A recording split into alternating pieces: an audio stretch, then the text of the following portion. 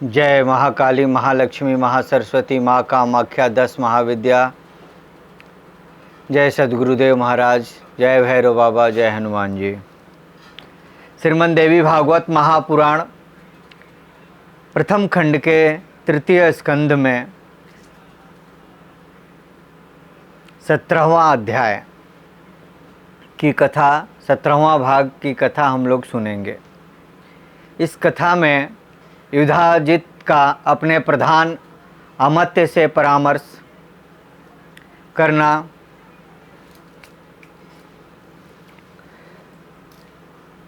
प्रधान अमात्य का इस संदर्भ में वशिष्ठ विश्वामित्र प्रसंग सुनाना और परामर्श मानकर युधाजित का वापस लौट जाना, बालक सुदर्शन को देव योग से कामराज नामक बीज मंत्र की प्राप्ति, भगवती की आराधना से सुदर्शन को उनका प्रत्यक्ष दर्शन होना तथा काशीराज की कन्या शशिकला को स्वप्न में भगवती द्वारा सुदर्शन का वर्ण करने का आदेश देना। व्यास जी बोले, हे राजन, भारद्वाज मुनि का यह वचन सुनकर राजा युधाजित ने अपने प्रधान अमात्य को बुलाकर बड़ी सावधानी से उनसे पूछा, हे सुबुद्धे, आप बताएं कि अब मुझे क्या करना चाहिए। हे सुब्रत, क्या मधुर वचन बोलने वाली मनोरमा को पुत्र सहित बलपूर्वक ले चलूं? अपना कल्याण चाहने वाले पुरुष को चाहिए कि वह तुच्छ शत्रु की भी अपेक्षा न करे, क्योंकि वह राज्य क्षव्य रोग से सम्मान बढ़कर मृत्यु का कारण बन जाता है। यहाँ न कोई सेना है और न कोई योद्धा ही है जो मुझे रोक सके। अतः मैं अपने दोहित्र के शत्रु उस सुदर्शन को पकड़कर अभी मार डालूंगा। यदि मैं बलपूर्वक इस प्रयत्न में सफल हो जाता हूँ तो उसका राज निष्कंटक हो जाएगा। सुदर्शन के मर जाने पर निश्चय ही वह निर्भय हो जाएगा। प्रधान अमात्य ने कहा, हे राजन, ऐसा दुस्साहस नहीं करना चाहिए। अभी आपने भारद्वाज मुनि का वचन सुना है। हे मान्य, उन्होंने इस संबंध में विश्वामित्र का दृष्टांत दिया है।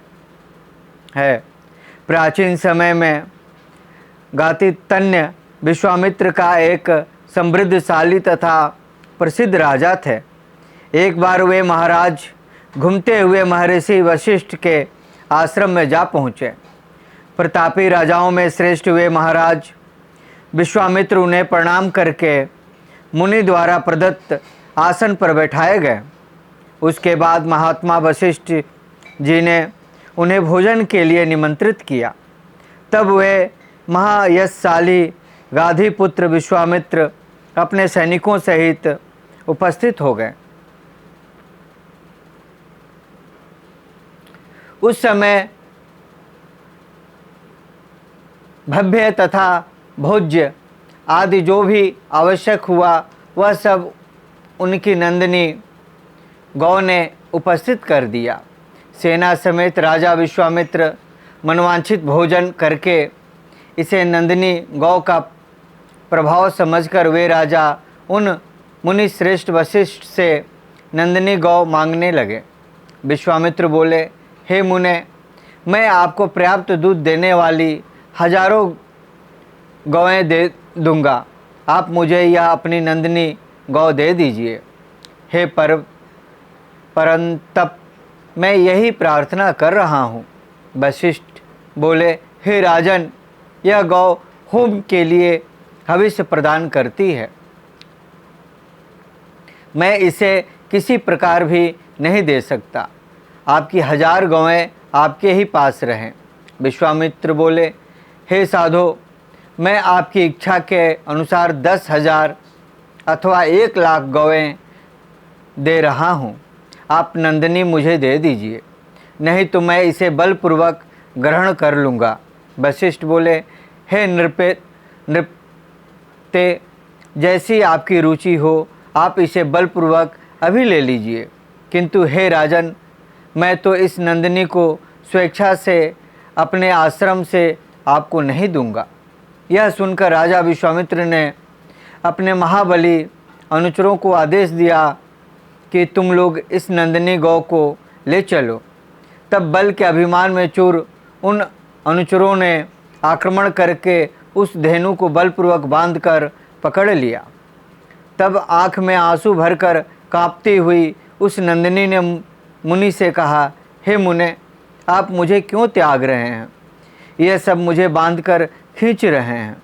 वशिष्ठ जी ने उससे कहा, हे उत्तम दूध देने वाली नंदिनी, मैं तुम्हें त्याग नहीं रहा हूँ। ये राजा तुम्हें बलपूर्वक ले जा रहे हैं, जबकि मैंने अभी इनका स्वागत किया है। हे शुभे, मैं क्या करूं? मैं अपने मन से तुम्हें छोड़ना नहीं चाहता। मुनि के ऐसा कहने पर वह धेनु क्रोधित हो गई और कर्कश शब्दों वाला अत्यंत भयंकर हम भारव करने लगी। उसी समय उसके शरीर से महाभयंकर दैत्य ठहरो ठहरो ऐसा कहते हुए निकल पड़े। वे शस्त्र धारण किए हुए थे और उनका शरीर कवच से ढका हुआ था। उन्होंने सारी सेना का संहार कर दिया और नंदिनी को उनसे छुड़ा लिया। तब अत्यंत व्यथित होकर राजा विश्वामित्र अकेले ही घर लौट गए। वे अपने मन में सोचने लगे, हाय, मैं कितना पापी एवं दीनात्मा हूँ। क्षत्रिय बल की निंदा करते हुए वे विश्वामित्र ब्राह्मण के बल को महान तथा दुराराध्य समझकर तप करने लगे।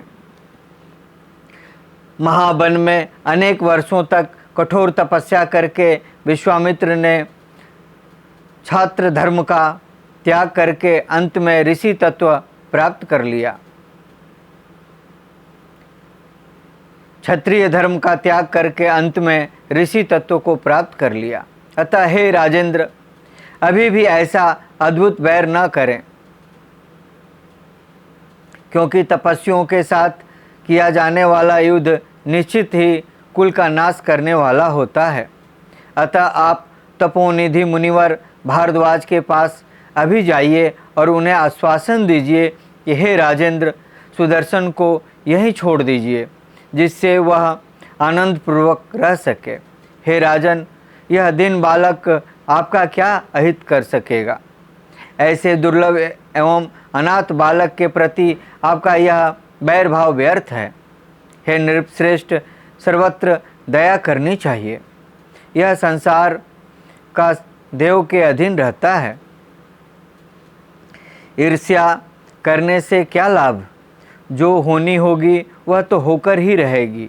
हे राजन, देव योग से कभी वज्र तृण पर तृण बन जाता है और किसी समय तृण वज्र बन जाता है, इसमें संदेह नहीं है।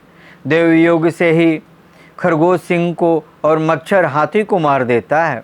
अतः हे मेधाविन, आप दुस्साहस छोड़िए तथा मेरा हितकर वचन मानिए। व्यास जी बोले, हे जन्मजय, मंत्री की यह बात सुनकर नृपश्रेष्ठ राजा युधाजित भारद्वाज मुनि को सिर झुकाकर प्रणाम करके अपने पुर को चले गए। तब रानी मनोरमा भी निश्चित हो गई और उस आश्रम में रहती हुई अपने सत्यव्रती पुत्र सुदर्शन का पालन करने लगी। अब वह सुंदर कुमार मुनि बालकों के साथ सर्वत्र निर्भय होकर क्रीड़ा करता हुआ दिनों दिन बढ़ने लगा। एक दिन सुदर्शन के पास आए हुए बिदल को किसी मुनि कुमार ने क्लिब इस नाम से पुकारा। उसे सुनकर सुदर्शन ने उससे एकाक्षर क्लिंग शब्द को स्पष्ट रूप से धारण कर लिया और उस अनुस्वर विहीन अक्षर का ही बार बार उच्चारण करने लगा। बालक के इस कामराज नामक बीज मंत्र को मन से ग्रहण कर लिया और उसे हृदयगम करके आदरपूर्वक जपना प्रारंभ कर दिया। हे महाराज, देव योग से ही उस बालक सुदर्शन को यह कामराज नामक अद्भुत बीज मंत्र स्वयंमेव प्राप्त हो गया। उस समय केवल 5 वर्ष की अवस्था में ही वह ऋषि तथा छंद से विहीन और ध्यान तथा न्यास रहित मंत्र प्राप्त कर मन ही मन उसे जपता हुआ खेलता या सोता था। उस मंत्र को स्वयं सबका सार समझकर वह सुदर्शन उसे कभी नहीं भूलता था। मुनि ने 11वें वर्ष में उस राजकुमार का उपनयन संस्कार किया, उसे वेद पढ़ाया एवं सांगोपांग, धनुर्वेद तथा नीति शास्त्र की विधिवत शिक्षा दी। उस बालक ने उसी मंत्र के प्रभाव से समस्त विद्याओं का सम्यक अभ्यास कर लिया। एक बार उसने देवी के रूप का प्रत्यक्ष दर्शन भी किया। उस समय वे लाल वस्त्र धारण किए थी, उनके विग्रह का रंग भी लाल था। उनके सभी अंगों में रक्त वर्ण के ही आभूषण सुशोभित हो रहे थे। इस प्रकार का दिव्य स्वरूप धारण कर वाहन गरुड़ पर विराजमान उन अद्भुत वैष्णवी शक्ति को देखकर राजकुमार सुदर्शन के मुखमंडल पर प्रसन्नता छा गई। इस प्रकार समस्त विद्याओं का रहस्य जानने वाला वह सुदर्शन उस वन में रहकर जगदम्बा की उपासना करता हुआ नदी तट पर विचरण करने लगा। उसी वन में भगवती जगदम्बा ने उसे धनुष, अनेक तीक्ष्ण बाण, तूणीर तथा कवच प्रदान किए। इसी समय सभी शुभ लक्षणों से युक्त शशिकाला नाम से विख्यात काशीराज की परम प्रिय पुत्री ने उस वन में रहने वाले समस्त शुभ लक्षणों से संपन्न पराक्रमी तथा दूसरे कामदेव के समान प्रतीत होने वाले राजकुमार सुदर्शन के विषय में सुना।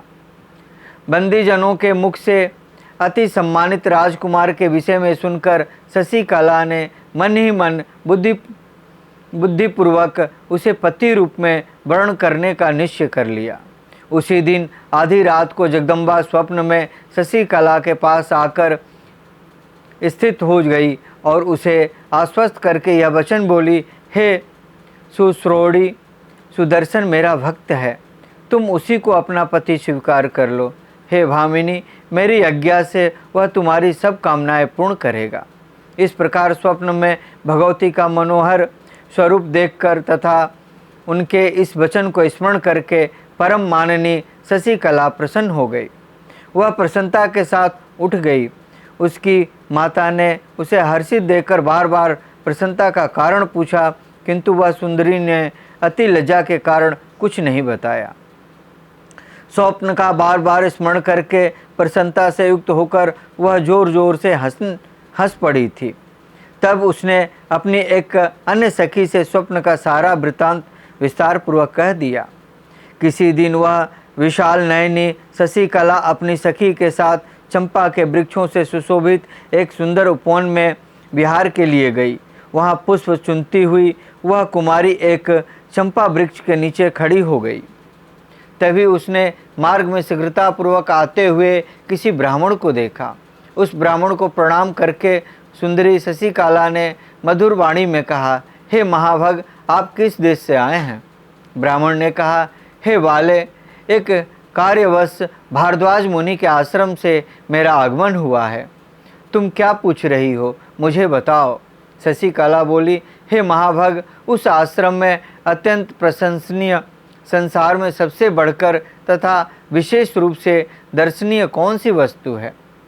ब्राह्मण ने कहा, हे सुश्रोणी, महाराज ध्रुव संधि के पुत्र श्रीमान सुदर्शन वहाँ रहते हैं। पुरुषों में श्रेष्ठ वे सुदर्शन अपने नाम के अनुरूप ही हैं।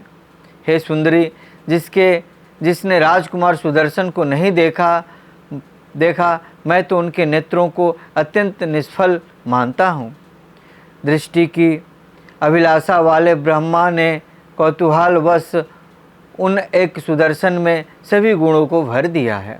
अतः गुणों के खान सुदर्शन को ही मैं देखने योग्य मानता हूँ। वे राजकुमार तुम्हारे अनुरूप हैं और तुम्हारे पति होने योग्य हैं। और कांचन की भांति यह तुम दोनों का संयोग पहले से ही निश्चित हो चुका है। श्रीमद् देवी भागवत महापुराण